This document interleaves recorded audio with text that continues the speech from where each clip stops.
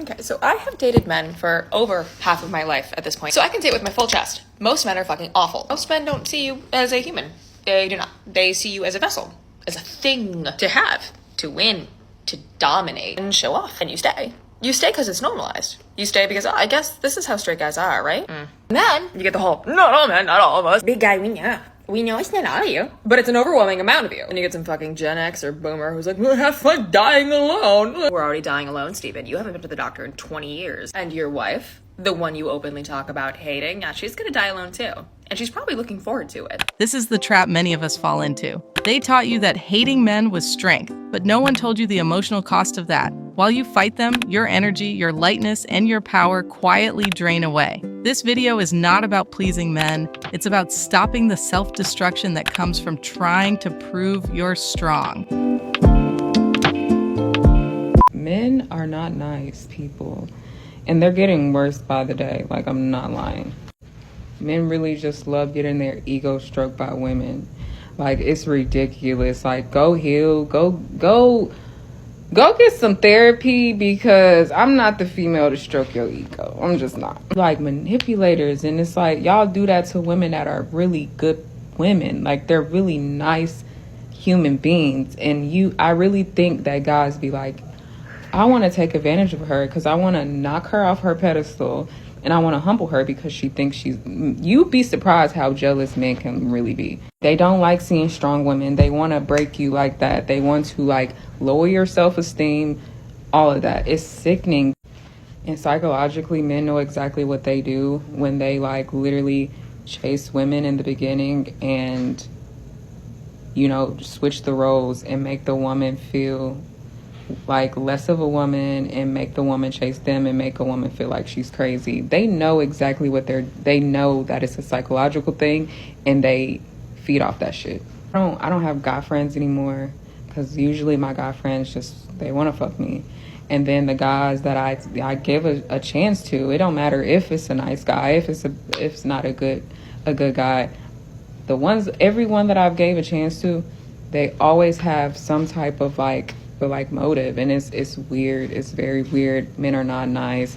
I don't care what y'all say. The shit that they do to women, I can go on for days. I can write a book about what situations I've been through in my 29 years of life. I've never seen nothing healthy, and a lot of people say, oh, it's just some inner work that you got to do. Bro, don't tell me that. I've tried that. No, it's never me. And I'm that type of person I don't care what nobody says. It's not me. I feel like I do everything right, but they're going to say, oh, you're doing it for the wrong man. Then show me the right one then, okay? It's just men in this generation. They're very evil-spirited. Like, this is what they like. They like a woman to chase them. They act like the females nowadays, and it's very weird. Really, trust your gut, trust your intuition. Don't ignore the red flags. If you feel like he has a girlfriend, he has a girlfriend. The first time he do something weird, cut him off. Literally, don't waste your time. You're too beautiful. Your time is too fucking precious, and it's not worth it, bro. Please, and they'll show you. They'll put it right in your face. Don't ignore it. This is coming from somebody.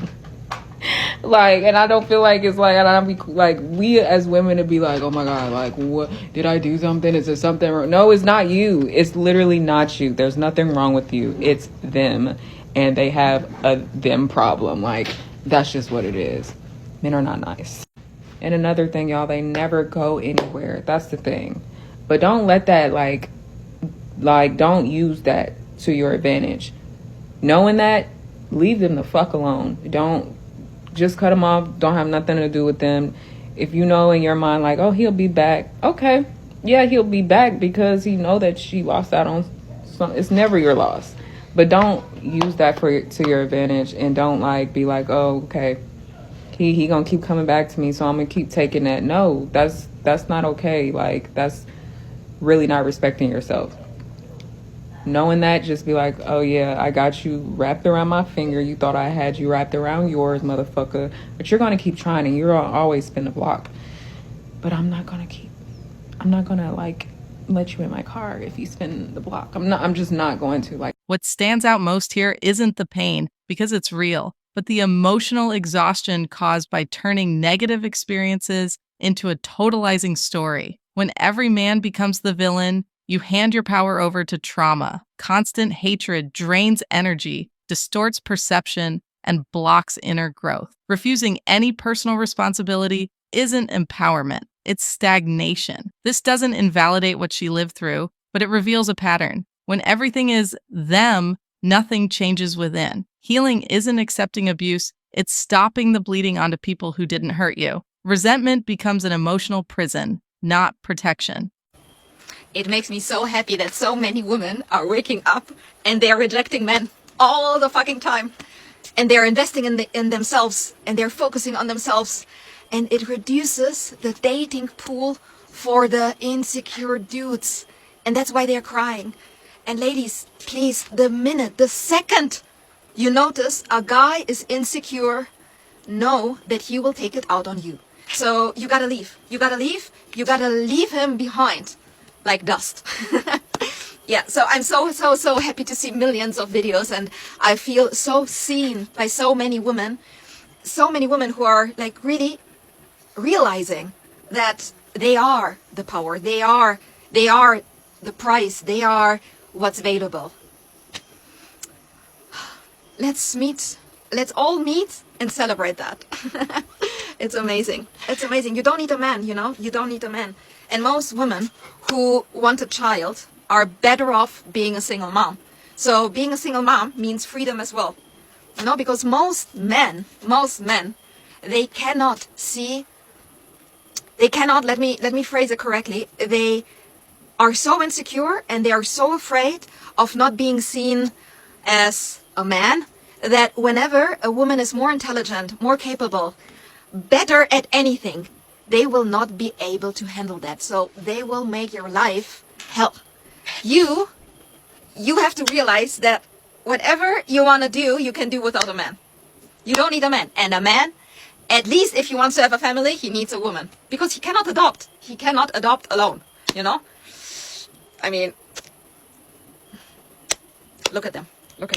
Yes, there is strength in investing in yourself, but when self-sufficiency turns into contempt, it stops liberating and starts isolating. Celebrating your worth doesn't require demonizing men or glorifying solitude as a superior destiny. This narrative confuses independence with a gender war. It drains vital energy, creates emotional paranoia, and turns collective insecurity into identity. Healthy empowerment doesn't come from fear of the other. It comes from inner security. A strong woman doesn't reject out of trauma. She chooses with clarity. When hatred becomes the foundation, freedom becomes a reaction, not a conscious choice.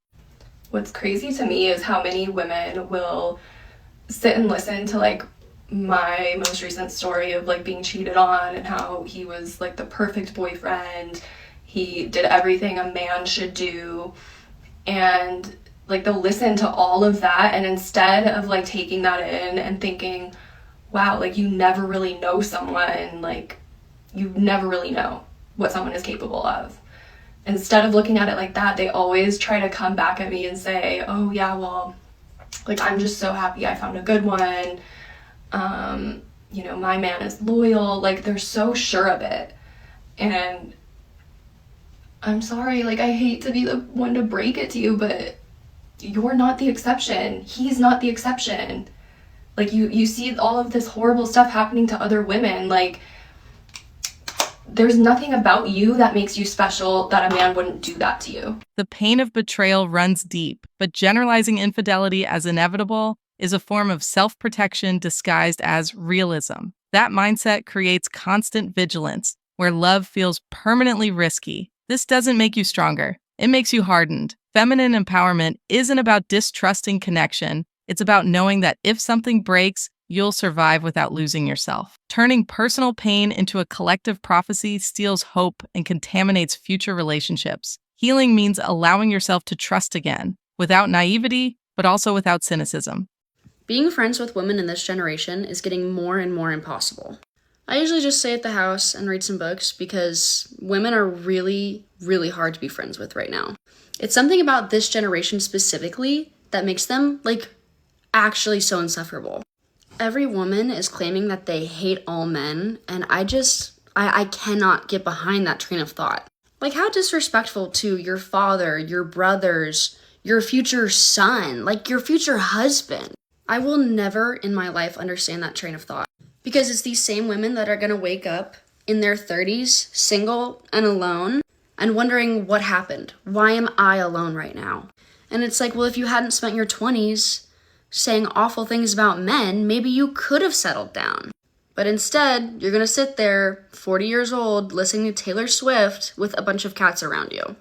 Can't we all just be nice to men? For once? Please?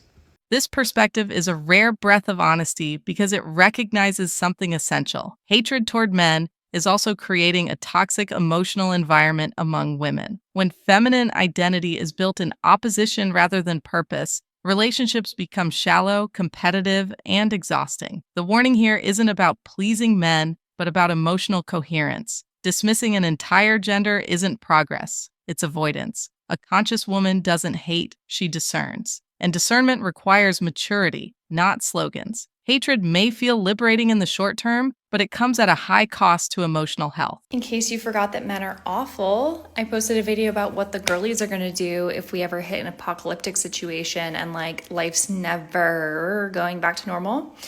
And there are currently almost 7,000 comments of women saying that they would themselves rather than deal with the men out in the world because they know that they would be abused, used, and discarded. Not to mention all the girlies in the comments saying that they would make sure their body was burned, disposed of, like mangled beyond recognition, because even death will not stop men from using our bodies against our will. I know this is grim, but also the girlies are hysterical. And if you would like some funny, girly, dark humor, I highly encourage you to go look at that video on my page.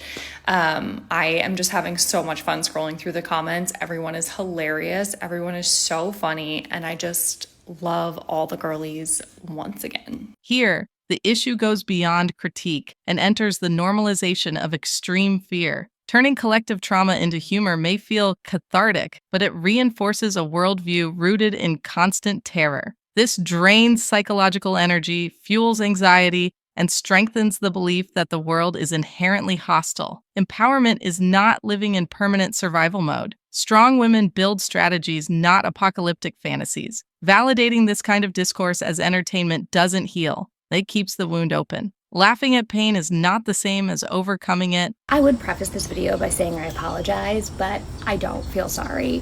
Here is what I have noticed on TikTok so much recently, and I just feel like I have to speak my piece. There has been this like weird trend of man hating and here's what's wrong with men, and I just am so over it. If I can be so honest, there actually isn't anything wrong with men. You're just probably around the wrong men, or you're with the wrong man, and that's why you feel the type of way that you feel. To label that for an entire gender and to bash an entire gender because you're with the wrong person or you've serially dated the wrong people just does not click for me. The appropriate thing to do would be to take accountability, find someone who aligns with your morals, your values, treats you with respect, loves you. And I promise you, you will not find yourself hating men. You will not find yourself bashing men. Now, this is not to speak at all about any form of abuse cases. Those are in a league of their own. But I simply don't agree with bashing an entire gender. Because here's the thing, not all women are perfect, and we're not on here bashing women.